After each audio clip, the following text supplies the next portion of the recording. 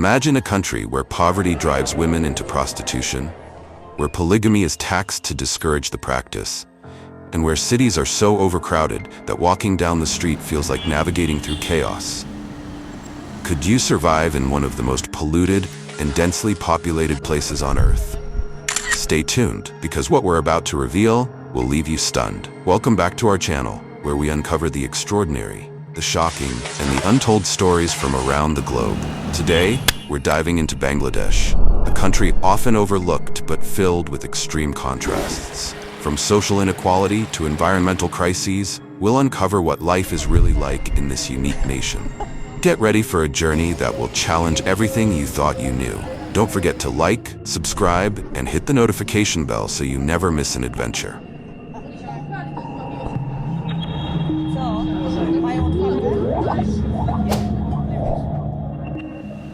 Bangladesh is one of the most densely populated countries in the world.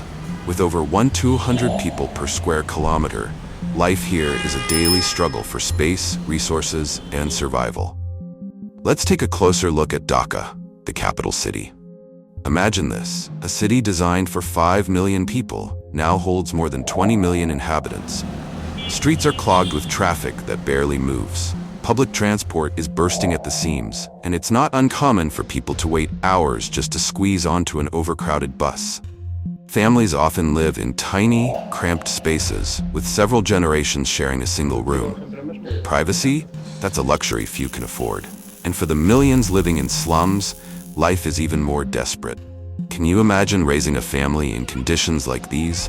But the chaos doesn't stop there. Overpopulation places immense pressure on the country's infrastructure. Hospitals and schools are overcrowded, and public services are stretched to their limits. It's a ticking time bomb with no easy solution. Have you ever felt trapped in a crowded room? Now imagine that's your entire life, every single day.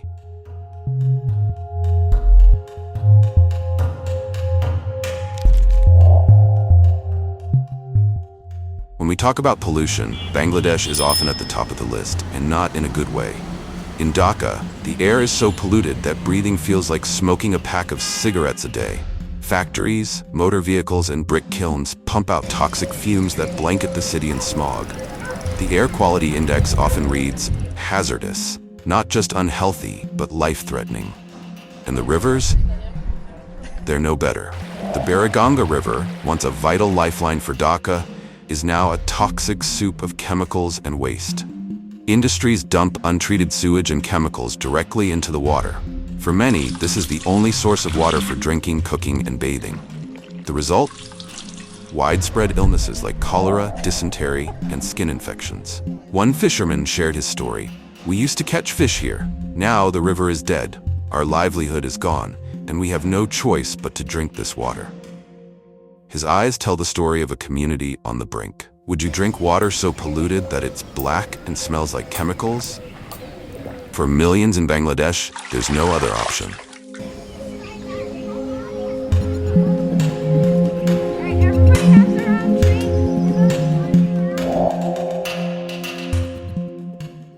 In Bangladesh, the chasm between the rich and the poor is glaring, a reality that millions face daily. The contrast between wealth and poverty is so extreme that it's almost impossible to ignore. On one end, towering, luxurious skyscrapers shimmer in the sunlight, housing families who live lives of unimaginable comfort. They live in palatial homes, enjoy world-class healthcare, and send their children to elite private schools.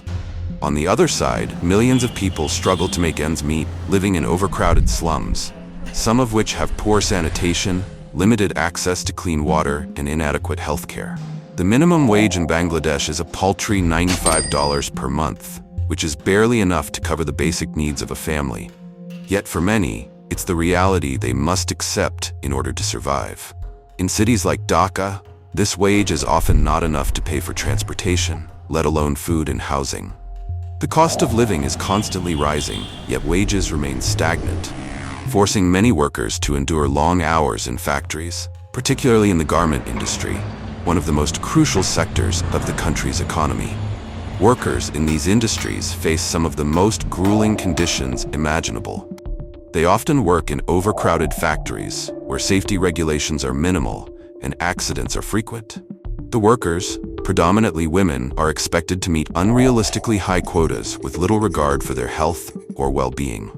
Meanwhile, the owners and CEOs of these factories live in luxury, enjoying amenities such as private jets, exclusive vacation homes, and lavish parties. The divide is especially striking in Dhaka, the capital city, where wealth and poverty exist side by side. Areas like Sonargaon epitomize the wealth of the elite, with sprawling villas, beautiful gardens, and well-maintained roads. Just a few kilometers away, however, lies the Korail slum, home to thousands of people who live in cramped, poorly constructed huts with little access to basic services. The people in Korail fight daily for survival, struggling to find enough food and clean water. The disparities are evident in nearly every aspect of life. Residents of Sonargaon can afford luxurious vacations abroad, while in Korail, families often have to skip meals just to pay rent.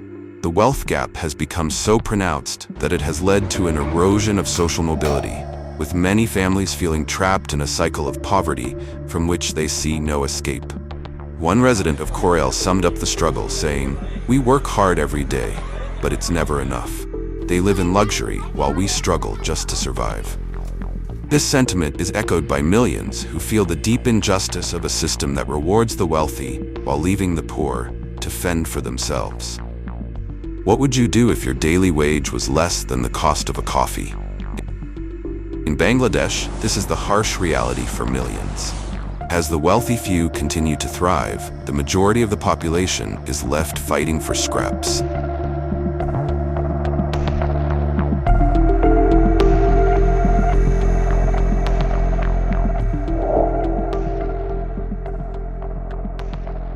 In an unexpected move, the Bangladeshi government has introduced a tax on polygamy, attempting to limit the practice that has deep cultural roots in certain rural communities. In theory, this tax is meant to discourage men from taking multiple wives, but in practice, it has failed to make a significant impact. While polygamy is technically regulated, with men allowed to marry up to 4 wives, the law does little to address the complex societal norms that make polygamy an entrenched tradition in many parts of the country. The tax system is quite straightforward. For every additional wife a man marries, the tax increases. However, this financial penalty does little to deter those who view polygamy as a way to assert social status or maintain family power. In rural areas, where traditional customs are still deeply ingrained, men who have multiple wives are often respected and seen as symbols of wealth and influence. It's a deeply patriarchal system that keeps women in a state of subjugation. For the women involved in polygamous marriages, life is often a battle for attention, resources, and dignity. They must contend with not only the emotional toll of sharing their husband, but also the practical struggles that arise from limited resources. Food, money, and even affection are often scarce, with each wife competing for her husband's attention and the financial support he provides. In these households, jealousy, resentment, and tension are common, as the wives vie for the same things: food, money, and love. One woman, a mother of 3, shared her experience. "My husband has 3 other wives. We compete for everything: food, money, even his time. It's exhausting. But what choice do I have?" Her words reflect the harsh reality of life in polygamous relationships, where women's roles are often relegated to caretakers and childbearers, with little say in the decisions that affect their lives. In rural areas, polygamy is often a matter of survival, especially for women who may feel that having multiple wives will provide financial security in an environment where single women have limited opportunities.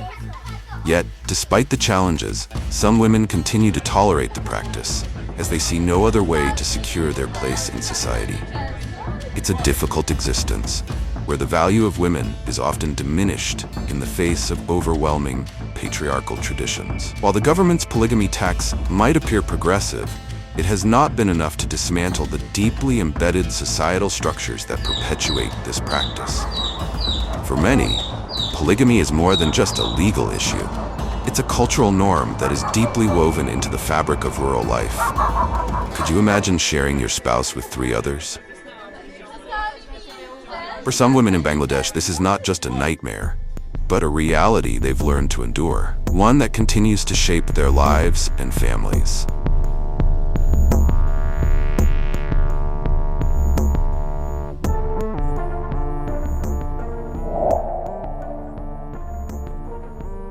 Extreme poverty forces many Bangladeshi women into prostitution as a last resort. In a country where economic opportunities are scarce and unemployment is high, the decision to enter this profession is often driven by desperation. Places like Daulat Dia, one of the largest legal prostitution districts in the world, stand as a testament to the harsh realities many women face. In Daulat Dia, the women live in conditions of exploitation and constant danger, with few options for escape.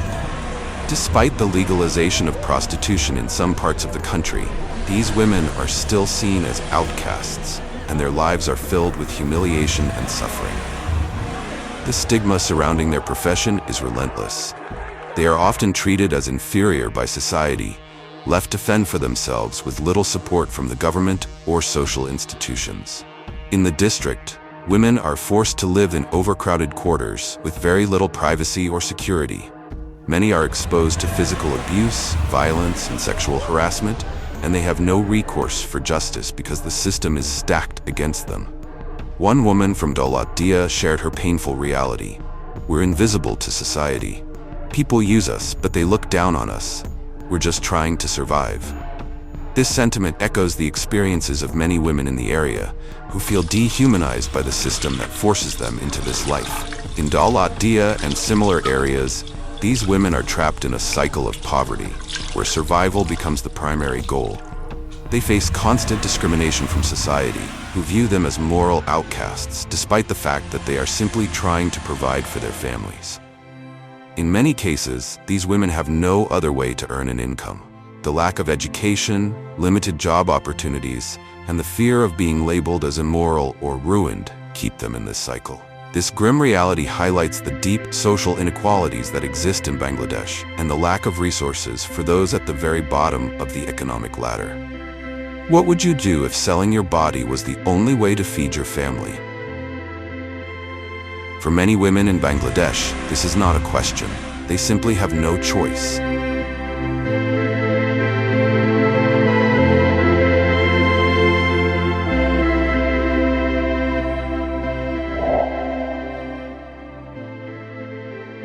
In Bangladesh, cousin marriage is a common practice, often seen as a way to preserve family ties and protect wealth. This tradition is deeply rooted in the country's cultural and social fabric, where maintaining family connections is prioritized above all else. Families believe that marrying within the extended family helps keep wealth within the family unit, while also strengthening bonds that are seen as essential for social stability. However, this practice carries with it serious genetic risks, especially when marriages are between close relatives, such as first cousins. Studies have shown that these marriages significantly increase the likelihood of congenital diseases and genetic disorders, making children born from such unions more vulnerable to a range of health complications. Medical experts have pointed out that the children of cousin marriages are more likely to suffer from conditions like hemophilia, muscular dystrophy, and heart defects, which can lead to lifelong medical struggles. These genetic risks are well documented, yet the practice persists, as many families see it as a way to preserve their social standing and ensure continuity. Despite the warnings from health professionals, the desire to maintain family wealth and influence often outweighs concerns about the potential health risks to future generations. For many families, the belief that marrying within the family provides security and stability is so ingrained that the long-term health consequences are seen as secondary. The burden of genetic diseases places a heavy strain on families already grappling with poverty and limited resources. Families often face enormous emotional and financial challenges in trying to care for children born with serious health problems caused by genetic inheritance. Yet for many, the practice of cousin marriage continues to be viewed as culturally significant, and abandoning it would mean breaking with tradition, something that is unthinkable for many. While some advocates push for awareness and reform, others argue that changing this tradition would result in a loss of cultural identity. This dilemma leaves many in Bangladesh wondering, is preserving tradition worth the risk to future generations' health? Is preserving tradition worth risking the health of future generations? It's a question many in Bangladesh are grappling with as they weigh the consequences of cultural practices against the well-being of their children and future families. Bangladesh is a country of extremes, where resilience and hardship coexist in ways that are both heartbreaking and inspiring. From overpopulation and pollution to social inequality and cultural traditions, life here is a testament to the human spirit's ability to endure. Which of these stories shocked you the most? Let us know in the comments below. Don't forget to like, share, and subscribe to our channel for more eye-opening stories from around the world. And click on the video appearing on your screen now for another incredible journey. Thanks for watching, and we'll see you next time.